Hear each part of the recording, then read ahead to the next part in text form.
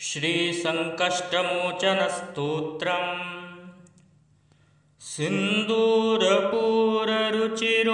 बलवीर्यसिन्धुः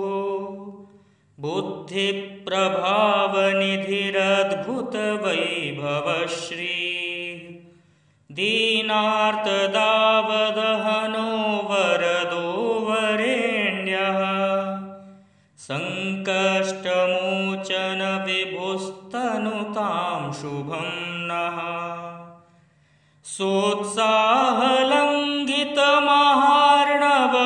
सोत्साहलङ्घितमहार्णवपौरुषश्री लङ्कापुरी प्रदहन प्रथितप्रभावः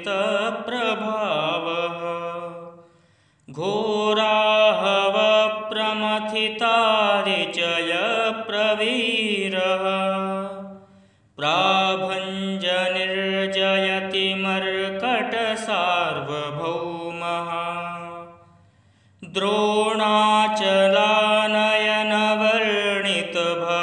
द्रोणाचलानयनवर्णितभव्यभूतिः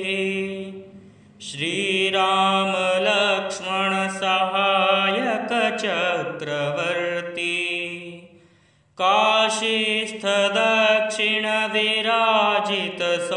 काशीस्थदक्षिणविराजितसौधमल्लः श्रीमारुतिर्विजयते भगवान् महेशः नूनं स्मृतोऽपि ददते भजतां कपीन्द्रः सम्पूजितो दिशति वाञ्छितसिद्धिवृद्धिम् सम्मोदकप्रिय उपैति परं प्रहर्षम् रामायणश्रवणतः पठतां शरण्यः श्रीभारतप्रवरयोद्धरथोद्धतः श्री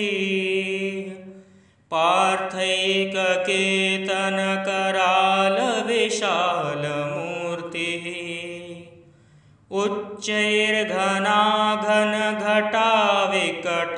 उच्चैर्घनाघनघटाविकटाट्टहासः श्रीकृष्णपक्षभरणः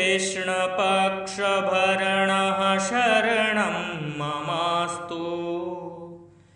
जङ्घालजङ्घ उपमातिविदूरवेगो मुष्टिप्रहार परिमूर्छितराक्षसेन्द्रः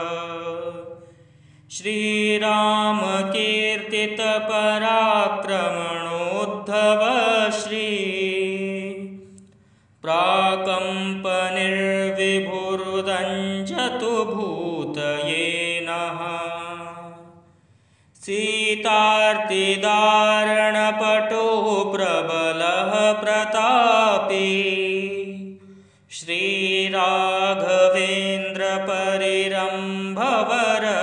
श्रीराघवेन्द्रपरिरम्भवरप्रसादः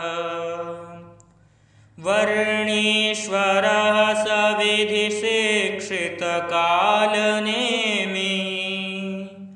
पञ्चाननोपनयतां विपदोधिदेशम् उद्यद्भानुसहस्रसन्निभतनुः पीताम्बरालङ्कृतः प्रोज्ज्वालानलदीप्यमाननयनो निष्पिष्टरक्षोगणः संवर्तोद्यतवारिदोद्धतरवः प्रोच्चैर्गदा विभ्रमः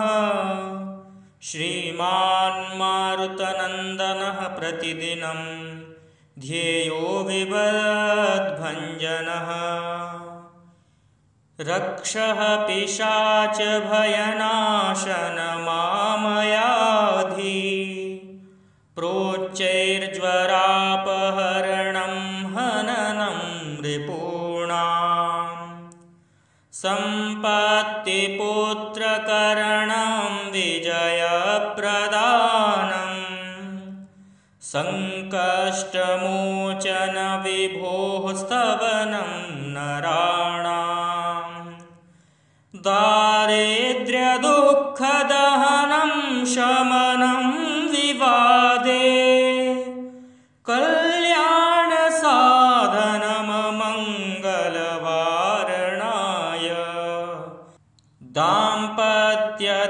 दीर्घसुखसर्वमनोरथाप्तिम् श्रीमारुतेस्तव शतावृत्तिरातनोति